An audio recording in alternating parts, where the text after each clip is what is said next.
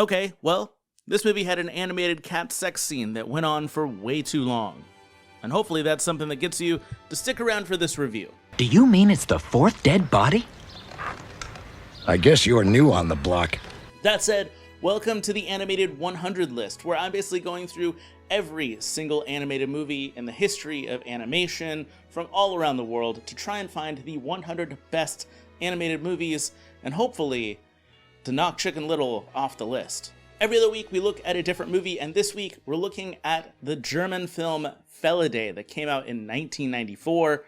It's an hour and 18 minutes long. It's not rated because it was a German film, so it's not part of the MPAA ratings, but if I were to rate it, it's probably a PG-13 skating into the R-rated territory. I mean, again, there's a cat sex scene. It's basically a film noir crime drama featuring Frances, a cat that just moved into a brand new neighborhood, and there are a bunch of different cats being murdered.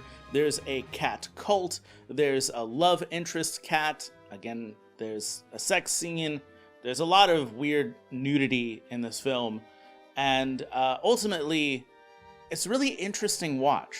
Maybe not one that I would recommend to everybody. Some people are going to be weird about it, but this was a film that I would say is at least worth a visit if you haven't already. That being said, I am leaving a link in the description box to an English dub version if you're interested in watching this, and I'm going to be mostly talking about the English dub as well as the original German, mostly because I watched the English dub here because I don't speak any German, but I do have to kind of review this from both the German and English points of view, so let's get into it. For those who are new here, there are 5 different categories that we go through for each review. Total of 50 points possible for each film. There's animation, story, characters, sound and music, and the historical and cultural context of these movies. So let's start with the animation here, because I thought that it was pretty decent. For a film in 1994, this looks a lot like some of the Disney fare from the late 80s, like Oliver and Company. There are a lot of great textures and a lot of great things to see, although the animation is a bit dark. I'm going to also chalk that up to the fact that this is a YouTube upload, so it's not the exact, film that you would have seen in theaters. But there are also a ton of great sequences with different types of animation. There's a multi-plane camera use in this film. There's also some computer animation being used in this film. I think that for a German film in 1994, this actually does stand out as being a very well animated film. And the scenes that are of the real world and then the scenes that are of dream sequences just feel so different and unique that I love being able to see those juxtaposed against each other. I will say though that some of the dream sequences do feel a bit rough. I know that they were going for a bit of a surrealist look in some of those dream sequences, and because of that, it doesn't really hit as well as I hoped it would. The kind of rough Xerox sketching of those dream sequences doesn't show all the detail that I think they would really hope for it to show. Because of that, the animation for this film gets a 7 out of 10 from me. Moving on to story. Man, I love a good film noir. I think it's my favorite genre of any type of film, and this is a film noir that goes right by the textbooks. Oh boy, what a dump. There's nothing I hate more than moving. I will say though, one of the problems with film noir, at least bad film noir, is an over-reliance on narration. And in some film noir, you'll see narration, but a lot of times it's not just telling you what you see on screen, but actually giving you a bit more perspective into the character's personality while they show you something different on screen. Here, it felt like they were just kind of showing you what he was saying, which kind of docked it for me a bit. But this is actually based on a novel, Felidae, and I felt like it was an interesting take on film noir considering it's about cats. I really loved the addition of this kind of religious cult that was involved, and also the medical experimentation on cats was just really upsetting and added a different layer to this film that made it a bit more darker than it ever had the right to be, in a really great horror type of way. And I thought that this movie was paced out really well. It didn't need to be longer than an hour and 18 minutes, it didn't need to be shorter. And it had a great idea and commentary on genetics and eugenics, and all of that kind of stuff that plays into playing God. I think of everything in this film, the script itself is probably the best thing going for it. For that, I give the story an 8 out of 10. As far as the characters here, I thought it was a mixed bag. Our main villain of the story, I won't spoil it, is relatable in his decisions. Francis, our main character, is also really relatable, a very fun character to watch go through this film noir detective story, but everybody else feels a bit more filler. Hi, pussycat. Oh boy, it was time to meet the neighborhood scumbags. Bluebeard, his kind of sidekick character, Francis's sidekick character, never feels like somebody I care for. He's a bit too grumpy, a bit too standoffish. He never feels like that Watson to Sherlock. And the relationship between Francis and Felicity never really feels like it gets going. There's a pretty significant scene that they share together, but after that, it doesn't feel like this budding relationship ever comes to light. And for that, I don't feel like there's a heaviness to anything that happens with Felicity later in the film.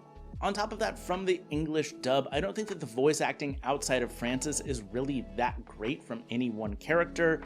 A lot of them kind of feel stuffy and one-noted. There's not a lot of emotion in the voice acting from the English side. From the German side, there is, but mostly I'm sitting there reading the subtitles, so I'm not really paying attention to that. The German version of this film I do think is a bit better as far as the voice acting, but I don't think that it's still that great considering how great this story should be. I end up giving the characters a 5 out of 10 here, and speaking of voice acting, I also want to talk about the sound and music and some of the voice acting going into that as well, because there seems to be a really strange balance of audio issues, at least with the English dub, and I think also a bit more with the German dub as well. I think it's just an audio issue all around with this film. Between the sound effects and the music and the voice acting, some stuff just kind of feels a bit clunky as far as the music and sound is concerned. The opening song, though, to this film is fantastic, and the musical score feels like a classic film noir movie, so it really sets that tone right away in this film, and it just kind of keeps going throughout the whole movie as far as the score to this. But otherwise, in the terms of this sound effects, nothing really stands out as interesting or incredible. Yeah, there are things that when you see something, it sounds like that, but nothing ever feels like, especially in the dream sequences, that it should stand out, but it doesn't. And because of that, I end up giving the sound and music here a 4.5 out of 10.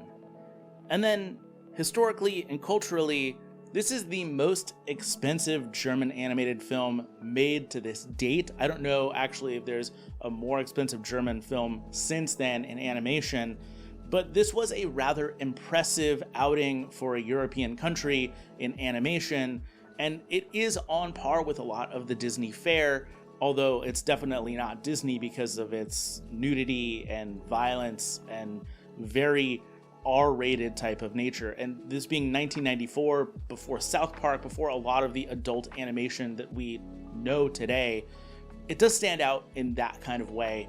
But unfortunately, nothing else about this movie feels special. I wouldn't assume that most people know about this movie or even care to know about this movie.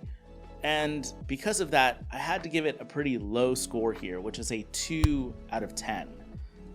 Putting everything together, this movie gets a 26.5, and it is better than Chicken Little, but it does not top our list of the best animated films of all time. I do want to thank Mal for suggesting Felidae. I think that this is, again, a movie that if you're a big animation fan, it's something that you should definitely watch. I think it's worth watching. Again, I'll leave the link down below. And if you're interested in seeing a movie on the Animated 100 list, leave a comment down below because I'm taking all types of different suggestions. Pretty much, I'm not picking any of the films here. I'm either bringing on guests, which I have yet to do, and having them discuss some of their favorite animated films, or I'm picking suggestions from the comments down below The last one, the Rugrats movie, is what I did with that one, this one, and the next one is going to also be a suggestion. And the first Disney film, well, the first Disney film I want to talk about, not Chicken Little, is going to be added to the list, which is going to be the classic Walt Disney story, Bambi.